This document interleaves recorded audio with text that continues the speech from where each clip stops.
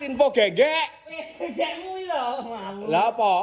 Kitchen set iki masuk kok dapur siapa ke? Lah kok ya apik-apik men to? Ya apik-apik. Regane pira regane? 4.200.000 komplit kena ding liwet. Jelasno detail pokoke. Sing sebelah kene Mas, iki enek nggon kocan utawa wastafel.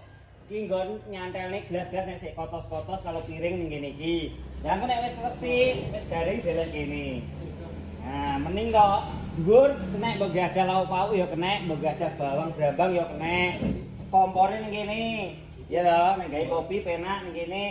Iki sik enek penyimpanane yo ku. Kowe enggak ada subluk, enggak ada kukusan orang kae. Subluk kukusan tambah barang. Lan sapi nunggalane kae. Heeh.